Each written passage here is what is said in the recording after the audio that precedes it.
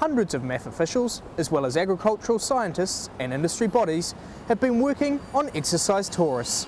It's a simulation of an outbreak of foot and mouth, and were it real, it would bring New Zealand to its knees. There was a 20% drop in the New Zealand dollar in the scenario.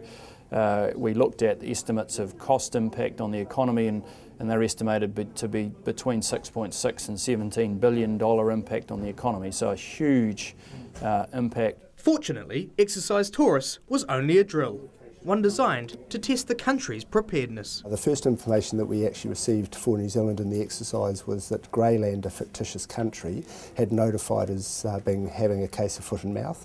And what happened was through trade and travel work that we did, we realised that there'd been trade and travel movements between Greyland and New Zealand. Shortly after we were doing that work, we got notified of a suspect site for foot and mouth in Stratford. The simulation saw foot and mouth spread to 3 more beef and sheep farms in Stratford and to 1 site in Hawera. Once the infected sites were confirmed as being foot and mouth positive, MAF shut farming down. So at the moment we're in national standstill for foot and mouth for New Zealand, so we've basically locked the whole country down for stock movements and transportation movements associated with stock. And in a bid to eradicate the disease, a mass cull began. You go onto the property that might be, once it's got confirmed, you go and the first decision is to cull the stock from that property, whether it's diseased or not. While this is only an exercise, in 2005, MAF was caught with its pants down when a hoax claimed that foot and mouth disease had been released on Waiheke Island. Not only did MAF not know who all the owners of the animals on Waiheke Island were, they didn't know if stock had been moved off the island either.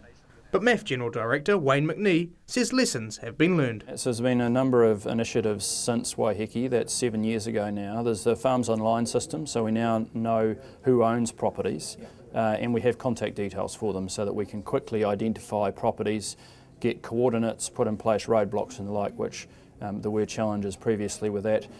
We will soon have the NATE system, which will help us to track where animals have moved to, and that will add further value to the process in the future. Mark Stevenson is a veterinary epidemiologist from Massey University, and his role in exercise Taurus was to develop models to work out just how and where foot and mouth would spread. Foot and mouth disease will spread by a number of mechanisms.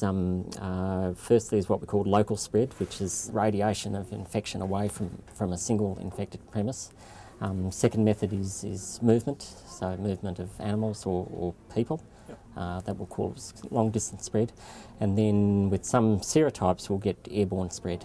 And so the wind will carry the virus from property to property. We asked Mr. Stevenson what he really thought New Zealand's chances would be like of eradicating foot and mouth should it arrive. Oh, extremely good, yeah. As long as, just as we've done a lot of work preparing our models, we need to do a lot of work preparing our response, and that's exactly why this simulation exercise is going on. Yeah, and the better we get at that, the quicker disease will be eradicated if and when we do have an incursion. Benedict Collins, Country 99 TV News.